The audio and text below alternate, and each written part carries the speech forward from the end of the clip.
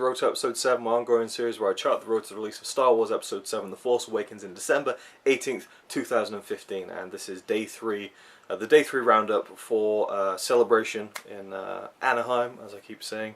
That's where it is, so I'm going to keep saying it. And yeah, it is currently Day 4. It's all coming to a close pretty much within the next few hours over in California. But this is the video for Day 3, which took place yesterday on Saturday. And not anything huge, again, same as Day 2 really, although I managed to ramble a lot on the last Day 2 video. And just to adjust the camera slightly there, because this isn't the most professional series in the world. But yeah, so basically Day 3 was bits and pieces of things that I guess real hardcore fans are excited about, like the novels, the comics, and the TV shows. Rebels, which is a show that premiered I think last October, or at least last fall, as they would say over in America. Star Wars Rebels, which was again hyped up around the start of the Disney buying Lucasfilm and stuff, and they're going to do this new animated series in the same vein as the Clone Wars, which ran from I can't think it was 2007, 2008 for many years. Never watched the Clone Wars, and there was two versions actually. There was the like a hand-drawn animated one, and then there's the digital CGI version, and that's not running anymore. I've never really watched it. I did see the Clone Wars film that they put out in the cinema. I went to see that in the cinema, and it was okay. It was enjoyable enough, but nothing special. And Rebels is gearing up for Season 2. And so they debuted the trailer for Season 2 or Series 2 of Rebels. I watched it, it didn't do too much for me. Again, I think the animation style is quite simple, and I guess that allows them to have more flexibility to make more episodes and stuff. They don't spend not that I'm saying they don't spend a lot of time on it, of course, but I mean, it's not CGI like you see it in in big blockbuster films. There's more simplified, kind of cartoony version of CGI basically, and yeah, it doesn't appeal to me too much. It doesn't make me think, oh, I've got to watch that, but I might give it a chance. I might watch the first series or something and see if I like it. But there is some cool stuff in that trailer. There's the inclusion of Darth Vader and him battling with some of the I assume the main characters of the Rebels series, so that was cool. But again, nothing too exciting for me personally. The novels, there's lots of stuff around the novels, and again, they're making everything now that's released as far as Star Wars official releases. It all counts basically.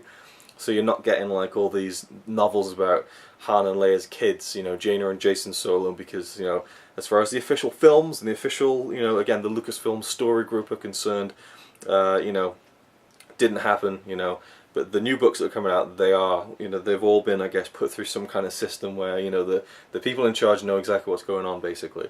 I think that's pretty cool. I think it's pretty exciting as well. You can get more invested into them, maybe, but at the same time, it loses some of the nostalgia for me of, like, the classic stuff I used to read, like Darksaber, Children of Jedi, and all that kind of stuff, and the Young Jedi Knights books. But I'll still love them and be able to read them, but they're just kind of alternate universe now, not expanded universe, which a lot of people were upset about. I wasn't at all. And I made a video about that anyway, so why am I going over it again? But yeah, the novels, I'm not going to go into them. Some stuff was announced, but I think basically in September 4th, they're beginning this multimedia campaign called The Journey to the Force Awakens, where I think books are coming out, things that will give you more of an idea of what went down between Return of the Jedi and The Force Awakens. So I think that's really cool, and I'll cover that more when the time comes, I think. Then the Marvel Comics, again, they're running series like Star Wars, Princess Leia, they've got the new mini-series, Lando, and they're doing a event series called Shattered Empire, I think that's the title.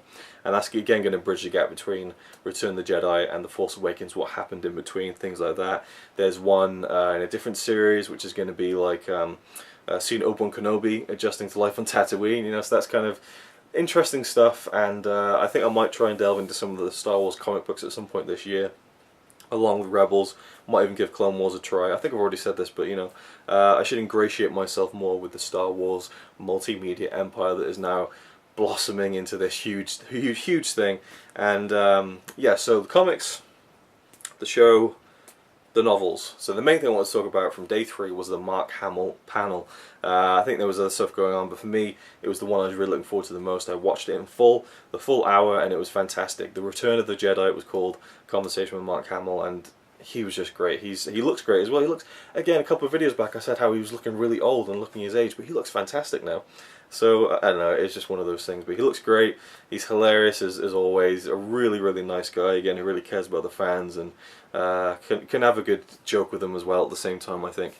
And yeah, some great stuff. He talked about the fact that his voice in the teaser trailer, which was a much contested kind of, was it recorded now or was it from Return of the Jedi? The line where he says, the Force is strong in my family, my father has it, my sister has it, I have it, you have that power too. And people saying, oh, it's from Return of the Jedi. If you listen, they've slightly mixed it, but it's from Return of the Jedi. It's not Mark Hamill as he sounds now. So he cleared that up and said, in fact, that he recorded those lines a week ago, which is kind of crazy. But yeah, and what they did was they used both.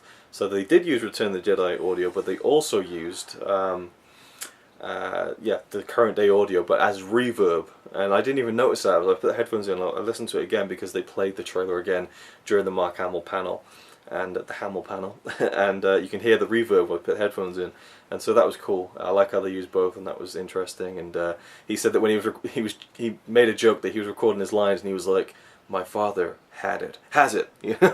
So again, he's a very funny guy. Lots of cool stories about his meeting with George Lucas when they first sat down, and George was like, oh well, we're going to do another trilogy. Just completely threw it down on the table. He said that Carrie Fisher was with him and was just like, I'm in straight away.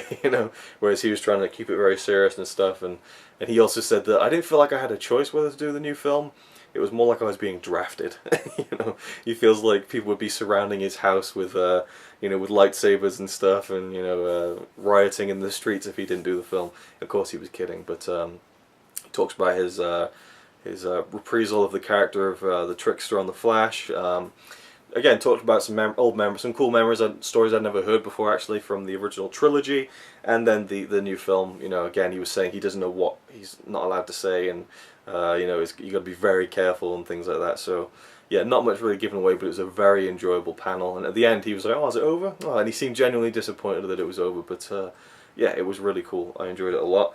And that's it for day 3, really. Day 4, which again is going on now, they opened up with conversations with Gareth Edwards and Josh Trank. Or Josh Trank couldn't make it. He's directing the next spin-off film after Gareth Edwards' spin-off film, which will be Rogue One next year in 2016.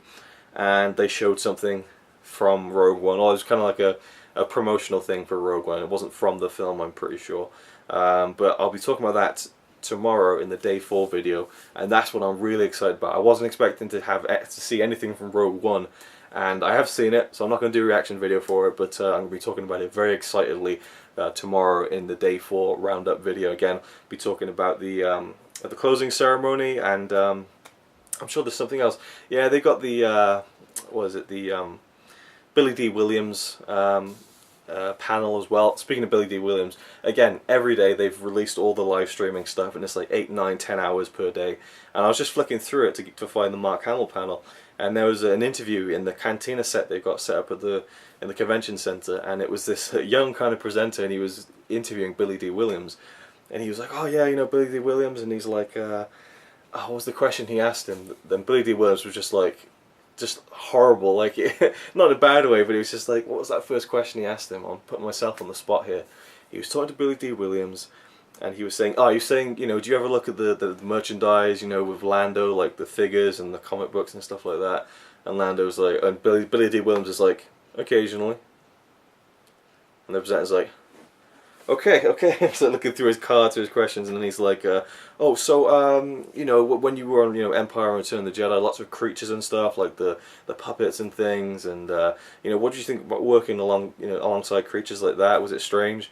And Billy D. Williams was like, well, near and none. It was, interesting. That's it. He literally just said, that's it. And the presenter was like, oh, and he's like looking through his cards, he's got nothing. And he's like, I'm just starstruck to be talking to you. He's just like, oh my god. But Billy D. Williams' son was with him, so the presenter kind of turned to him, and they got it going. But it was a real rocky start there, and I was like, oh my god, this is brutal. Billy D. Williams was just like blanking him on everything. Yep, that was interesting. That's it. That's all I got to say. So that was funny. But yeah, so interesting to see how the full panel will go down tonight. I'll talk about that tomorrow for the day 4 video. But there you go, it's gone over 10 minutes again, so I guess there's just so much to talk about really, but just be thankful I'm not giving you a blow-by-blow account of everything that's going on, because there's just far too much to cover. But there you go, day 3. Awesome stuff. Mark Hamill panel is probably my favourite, and will be my favourite, I think, of... Well, no, of course the opening panel was fantastic with The Force Awakens, but as far as the actor-specific panels, that one was the best one. I don't see Billy D. Williams topping that, and while Carrie Fisher was very entertaining, it was batshit crazy, so Mark Hamill is my favourite of the celebration this year. So, there we go. Thank you for watching, and I'll see you with the next one.